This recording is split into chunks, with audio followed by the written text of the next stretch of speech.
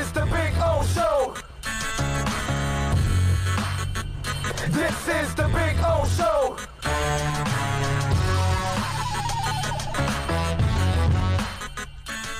All right, let's talk a little Miami Heat because they deserve it. They're in the NBA Finals. They have accomplished something that is just absolutely phenomenal. Everybody had to go to the bubble, and I'm not saying this because the Heat made it. I think I've repeated this already several times. Whoever wins this title deserves double crown. This has been the hardest year to win an NBA title because you start the season and then you're off for 4 months, and now you've got to go to a bubble. Now, I got to tell you something. I don't make it out being in that bubble as difficult as some people make it out to be, okay? Because we've had, over the years, military, they go away from their families and their loved ones for months, years at a time, and they're in a war, okay? I had to leave, and I'm sure some of you have had to do this, where you had to take a job in another city because that's your career, and your family has to kind of fight through the adversity with you. You know, so there's so many different ways where people leave their homes, and they have to be away from their loved ones for a little while. Not easy. Not saying it's easy, because it wasn't easy being away from my wife, all right? But I did it, and I did it because I'm trying to advance in my career years ago. And so if you have to do it, then you got to suck it up. And we heard that there were people that were kind of caving in to the bubble effect of all of that. And Miami did not. Miami embraced it because it takes an attitude. And you have to have that right attitude in order to survive all of this. And Miami had the right attitude. And let me tell you something where I made a mistake in a big-time way. And at first, people were saying, well, you know, this situation, you know, the Heat is normally a mentally tough team. And they, you know, all these they put all these things of expectations on the Heat being able to handle the bubble. And I was a little bit taken aback from that. I don't know if you guys remember that, but I talked about it and I said, you know, that this Heat team has not earned that right yet. They're young. They haven't proven anything yet. They haven't proven that they're tough. You know, you're talking about Zoe's teams, and you're talking about Wade's teams, and you're talking about LeBron's teams. That's not this team. This was a couple months ago when this started, and everybody was, well, Heat is perfect for this. And I was like, yeah, if we were talking about Zoe and Timmy and Marley, yeah. If we were talking about the big three and those guys, yeah. You know, those kind of teams. But I don't know about this team. But they were right. Even though this team had not earned any kind of those labels, you know what I mean? It's one of those where you at least see that they were right. And I was wrong, man. They were perfectly built for this. And what I love about the bubble is it took away all of the advantages. Okay? You go home and you've got your 20,000 screaming for you, and they've got to sleep in another bed, and they've got to make the road trip. Nobody had to do that. Nobody had to handle the opposing team's atmosphere. You know what I mean? And that's then all of a sudden now you take all the periphery out, and all that's left is mano a mano. That's it.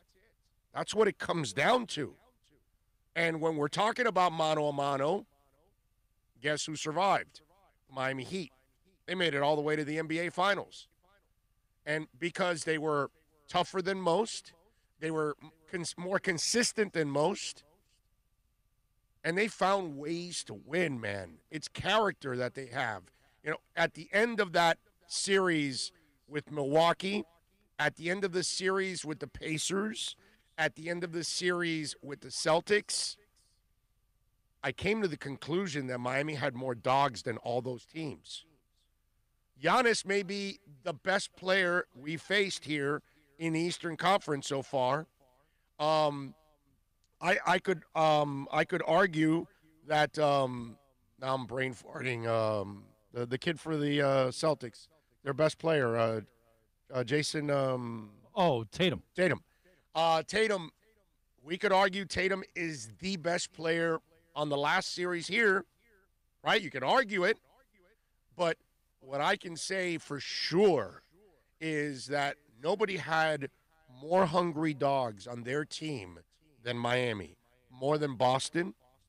I don't think they had enough people on Boston's team that were wired like Kemba and Marcus Smart.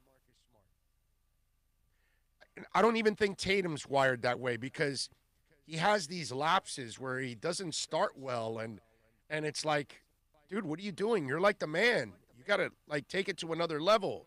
And while he is a great talent, I think I need to see a little more dog in him. You know what I mean? Whereas Marcus Smart lacks the talent of Tatum or Brown, but he's all dog. You know what I'm saying? But again, he's not going to be. He's not Tatum. So no matter how much dog is in him, he's not going to shoot it like Tatum.